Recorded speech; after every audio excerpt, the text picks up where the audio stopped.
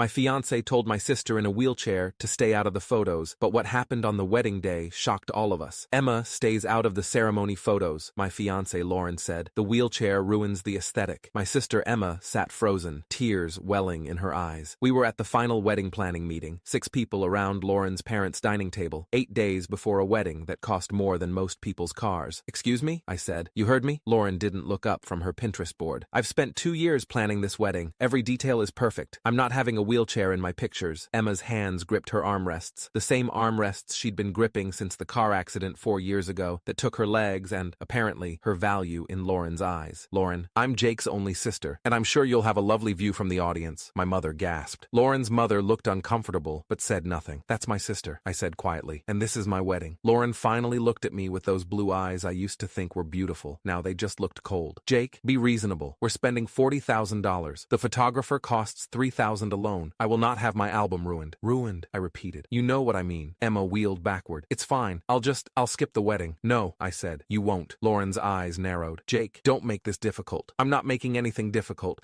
I'm telling you my sister will be in the wedding photos. Then maybe we need to rethink this entire wedding. The room went silent. Even the grandfather clock in the corner seemed to stop ticking. Maybe we do, I said. Lauren laughed. Actually laughed. You're not serious. You're going to throw away 2 years over one photo? You're throwing away a marriage over my sister's wheelchair. God, you're so dramatic. She waved her hand dismissively like she was swatting away a mosquito. Fine, she can be in some photos, the family ones, but not the romantic couple shots, and not the bridal party. Lauren, that's my final offer. I looked at Emma. She was crying silently, trying to hide it behind her hand the way she'd done since we were kids and our father used to yell. Okay, I said. I accept your offer. Lauren smiled triumphantly. Good. Now about the centerpieces. I accept that this wedding is off. Her smile froze. What? We're done. The wedding is canceled. Jake, don't be ridiculous. I'm going home. Emma, let's go. Lauren's mother finally spoke. Jake, let's all calm down. I am calm, I said. Calmest I've been in months, actually. You're making a huge mistake, Lauren said, her voice rising. No, I made a mistake 2 years ago. I'm fixing it now. I stood. Emma wheeled toward the door. Jake, Lauren shouted. If you walk out that door, we're done. I know, but I didn't leave. Not yet. Because 3 weeks ago, something happened that changed everything. Let me back up, because you need to understand how I got here. How I almost married someone who looked at my sister and saw a defect instead of a person. I met Lauren 2.5 years ago at a tech conference in San Francisco. I'm a software engineer at a startup. She worked in marketing at a Fortune 500 company. She was beautiful, confident, ambitious. She knew exactly what she wanted and went after it. At first, I thought that was attractive. Drive, vision, purpose. I didn't realize until much later that what I mistook for ambition was actually control. Emma and Lauren met 3 months into our relationship. Emma was 26 then, still adjusting to life in a wheelchair after the accident. She'd been a dancer before, contemporary, modern, the kind that tells stories with your body. The drunk driver who ran a red light on Highway 101 took that away from her in 3 seconds. Lauren was polite to Emma, friendly even, asked about her physical therapy, complimented her jewelry, all the right things, but I noticed small moments. The way Lauren would position herself when we took photos so Emma's wheelchair wasn't visible, the way she'd suggest restaurants with better ambiance that happened to have stairs, the way she'd talk about our future, travel, adventure, hiking in Patagonia, without ever acknowledging that Emma was part of my life. I told myself I was being paranoid. Lauren was just particular, detail-oriented. It was what made her good at her job. When I proposed, on a cliff overlooking Big Sur, sunset, the whole cinematic production, Emma was the first person I called. I'm so happy for you, she said, but I heard something in her voice, a hesitation. What's wrong? I asked. Nothing. Jake, are you sure? Sure about what? That she loves all of you, not just the parts that fit her aesthetic. I laughed it off.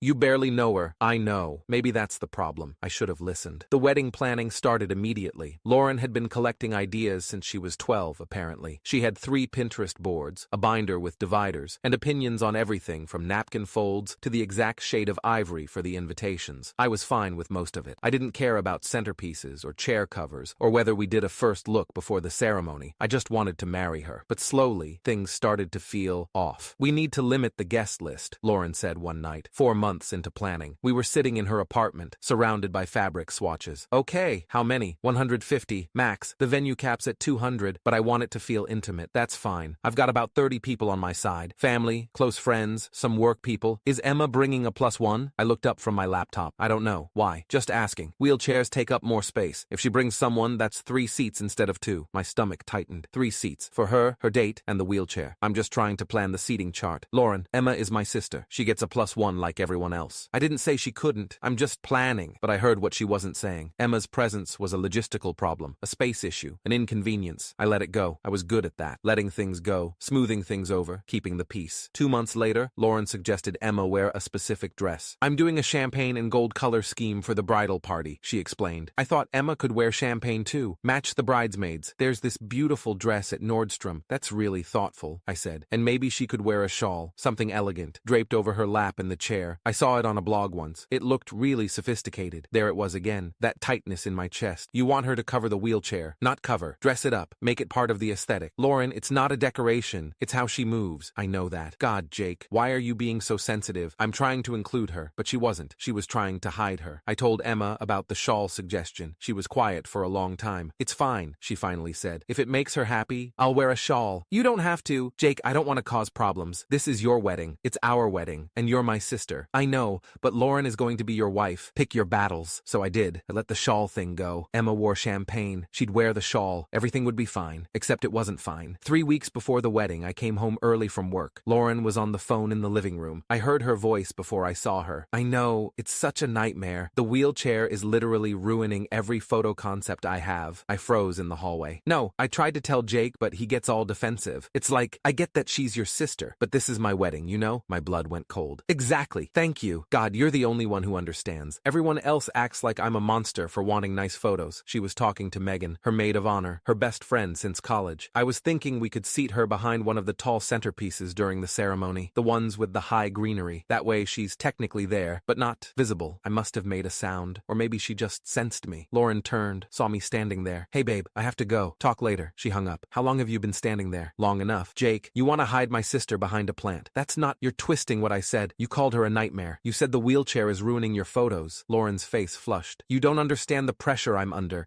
This wedding has to be perfect. My mother's friends are coming. My boss is coming. People from my firm. Everything has to look what? Able-bodied? Professional. Put together. Like we have our shit together. And Emma doesn't fit that image. Lauren's silence was answer enough. I walked to the bedroom, started throwing clothes into a duffel bag. What are you doing? Lauren asked from the doorway. I'm staying at Emma's for a few days. Jake, you're overreacting. Am I? Because it sounds like my fiancée is embarrassed of my disabled sister. Sounds like she wants to hide her. Sounds like she thinks Emma's presence will ruin her perfect aesthetic. I never said that. You said the wheelchair is ruining your photos. What's the difference? I zipped the bag and pushed past her. Jake, wait. Can we please just talk about this? I stopped at the door. What's there to talk about? You made it clear how you feel. I love you. You know that. Do you love Emma? She hesitated. Just half a second. But it was enough. I left. I spent that night at Emma's apartment. She was still up, working on her laptop. She did graphic design from home now, freelance, building a new life after the accident took the old one. What happened? She asked when she saw my face. I told her everything. The phone call, the plant comment, all of it. Emma was quiet for a long time. Then she said, Jake, you don't have to cancel your wedding over me. This isn't about you. It's about her, about who she really is. Maybe she's just stressed. Weddings make people crazy. Stress doesn't make you hide people. Stress doesn't make you see wheelchairs as aesthetic problems. Emma rolled closer. What are you going to do? I don't know, but I can't marry someone who looks at you and sees a decoration error. That night, I couldn't sleep. I kept replaying Lauren's words, the casual cruelty of it, the ease with which she'd suggested hiding my sister, and I realized something. This wasn't new. This was who Lauren had always been. I'd just been too in love, or too afraid, to see it. So I made a plan. The next morning, I called Nathan Miller. He was an attorney I'd worked with on a contract negotiation for my startup. Corporate law, mostly, but he knew people. I need some advice, I told him. Personal matter. Shoot. I explained the situation. The wedding, the contracts, the fact that Lauren and I weren't married yet, had no shared assets, no legal ties. Who's on the vendor contracts? Nathan asked. Most of them are on my credit card. The venue, the photographer, the caterer. Lauren's parents paid for her dress and the invitations. So legally, you're the client for most vendors. Yeah. Then you can cancel. Just depends on the contracts. Send me copies and I'll review them. I spent that day forwarding every contract, every receipt, every email confirmation to Nathan. He called back that evening. Good news. Most of your deposits are refundable with written notice. The venue is the tricky one. You'll lose about 40%, but the photographer, caterer, florist, they all have cancellation clauses. You'll get 70 to 80% back. What about Lauren? Can she fight it? Fight what? She's not on the contracts. She has no legal standing. If you cancel, she can't stop you. And if she tries to rebook things, use the same vendors, the vendors are contracted with you. If you cancel and request refunds to your payment method, she'd have to start from scratch. New contracts, new deposits, all on her. I felt something loosen in my chest. Okay, don't send anything yet. I need to think. But I wasn't thinking. I was planning. Over the next 3 weeks, I played the part of the apologetic fiancé. I came back to Lauren's apartment. I said I'd overreacted. I said I was stressed about work. I said I was sorry. She accepted the apology with the magnanimous air of someone who'd been proven right. I'm glad you came to your senses, she said. Emma can be in the family photos. I already told you that. I'm not a monster. I know. Thank you. But I was gathering evidence. Screenshots of text conversations, voicemails. The phone call I'd accidentally been on when she told her mother that Emma was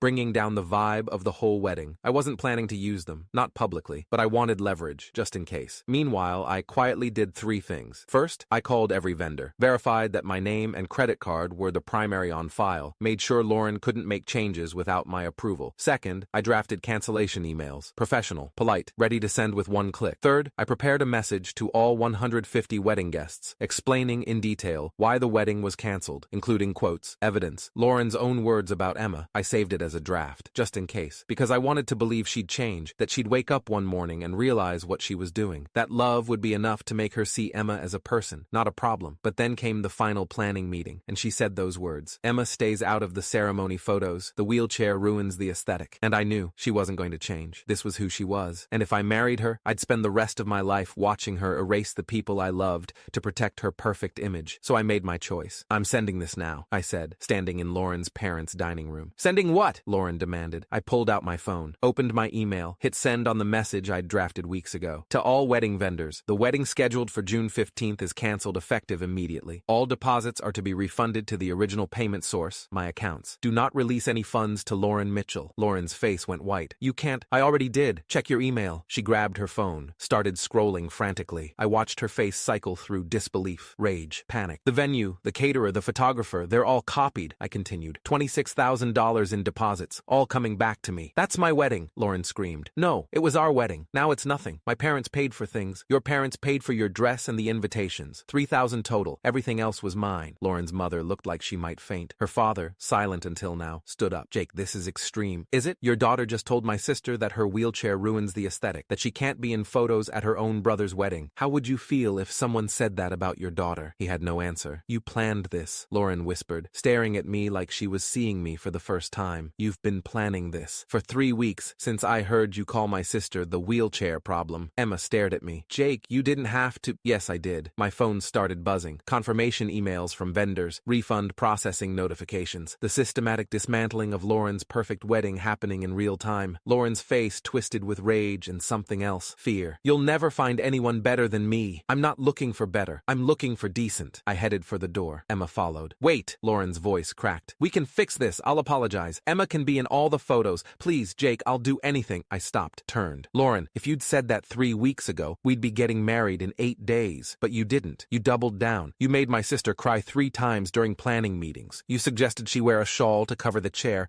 You told me she was bringing down the vibe. You told your mother you wanted to seat her behind a plant. I was stressed. You were cruel. There's a difference. So that's it? You're just going to humiliate me? I pulled up another draft email, the nuclear option, the one I'd prepared but hoped I'd never send. This is a message to all 150 wedding guests, explaining why the wedding is canceled, including direct quotes from your phone conversations about Emma, about how you wanted to hide her, about how you called her a nightmare. Lauren's eyes went huge. You recorded me? You were on speakerphone, in my house, legally recorded under California's one-party consent law. Her mother gasped. Jake, you wouldn't. You're right, I won't. I deleted the draft right there, showed them the screen, because despite everything, I'm not trying to destroy you. I just want you out of my life. Lauren was crying now, real, ugly crying. Jake, please, I love you. I made mistakes, but I love you. You love the version of me that fit your aesthetic, the version that didn't ask questions, the version that let you erase my sister to make your photos prettier. That's not fair. Fair? You wanted to hide a woman who lost her ability to walk because her wheelchair didn't match your color scheme. You wanted to seat her behind decorative plants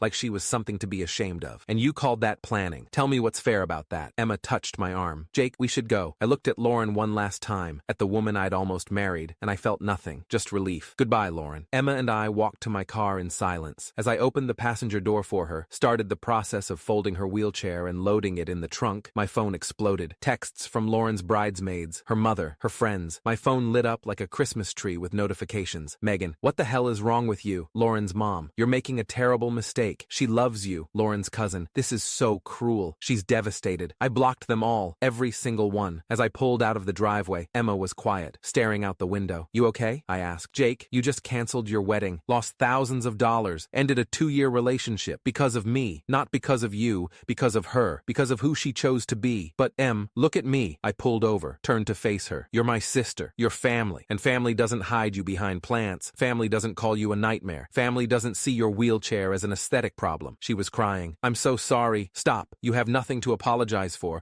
Lauren should be sorry, but she won't be. Not really. She'll be sorry she got caught. Sorry she lost control. But she won't actually understand what she did wrong. Emma wiped her eyes. What happens now? Now? I get $26,000 in refunds. I tell mom and dad what happened, and I move on. That's it? That's it. But it wasn't, because 3 hours later, my phone rang. Unknown number. Hello? Jake, this is Charlotte Reed. I'm a wedding photographer. I was contracted for your wedding. Oh, hi. Did you get my cancellation email? I did. And I want to give you back the full deposit. All $3,000. The contract said 70%. I know what the contract says. But Jake, I need to tell you something. I've been in this business for 12 years. And about 2 months ago, Lauren called me. Asked if we could adjust the shooting schedule to minimize her words, not mine. Awkward wheelchair shots. My stomach dropped. What? She wanted me to pose your sister in ways that hid the chair, or shoot from angles that made it less visible. She sent me Pinterest boards, examples of what she called tasteful inclusion. And you said? I told her I photograph people, not poses. I document love, not aesthetics. And if she wanted a photographer who'd erase her future sister-in-law, she'd need to find someone else. Then why didn't you cancel the contract? Charlotte paused. Because she convinced me it was just nerves, that she'd come around, that you were a good guy who'd talk sense into her. I gave her the benefit of the doubt. I shouldn't have. So why are you calling now? Because when I got your cancellation email, I knew. I knew you'd seen the real her, and I wanted you to know that you did the right thing. I've shot weddings where the bride hid family members, edited out scars, cropped out people who didn't fit the vision. Those marriages don't last, because they're built on the lie that love is conditional, that some people matter more than others. I didn't know what to say. Keep the money, I finally managed. You earned it just for dealing with her. Charlotte laughed. I'm still refunding it. But Jake, your sister is lucky to have you, and whoever you end up marrying, she'll be lucky too. Over the next week, more vendors reached out. The caterer sent a bottle of wine with a note for standing up for your sister. The florist refunded the full deposit. Even the venue, which was supposed to keep 40%, sent back 75%. Word had gotten out. Somehow, vendors were talking, and they all seemed to know what Lauren had done. I found out why when Emma forwarded me a post from a private Facebook group called Bay Area Wedding Professionals. Someone, probably Charlotte, had posted a warning. No names, just a description of a bride who'd demanded a photographer hide a disabled family member, who'd referred to a wheelchair as an aesthetic problem. The comments were brutal. Jenny M., wedding planner. I think I know who this is. She called me too. Wanted to know if we could position the wheelchair-using guest strategically. I declined the contract. Marcus L., caterer. Red flags everywhere. If they'll dehumanize family, imagine how they'll treat vendors. Sarah K., florist. Anyone who sees people as decor isn't ready to get married. Lauren's reputation in the wedding industry was destroyed, and I hadn't said a word. Karma apparently had its own marketing team. 2 weeks after the canceled wedding, my parents invited Emma and me to dinner. They'd been quiet since I'd told them what happened, processing, dealing with their own feelings about the woman they'd almost welcomed into the family. We're proud of you, my mother said over dessert, for choosing Emma, for choosing decency. I didn't choose Emma over Lauren, I said. I chose basic human dignity over cruelty. That shouldn't be a hard choice, my father nodded. Your grandfather always said, show me how someone treats the powerless, and I'll show you their character. Emma reached across the table, squeezed my hand. Thank you, she whispered. For what? For seeing me. For making sure I wasn't invisible. You could never be invisible. Not to me. A month later, I got one final message from Lauren. A long, rambling email sent at 2 a.m. It started with apologies. How she'd been wrong. How she'd been terrible. How she'd realized too late what really mattered. But then, halfway through, it shifted. Blame crept in. Justifications. The stress of planning. The pressure from her family. The expectations from her firm. The impossible standards society placed on weddings. And I realized she still didn't get it. She was sorry she'd lost me. Sorry her wedding was canceled. Sorry her reputation was damaged. But she wasn't sorry for what she'd done to Emma. Not really. Because in Lauren's world, Emma was still a problem. Just one that Lauren had mismanaged. I deleted the email, blocked her address, moved on.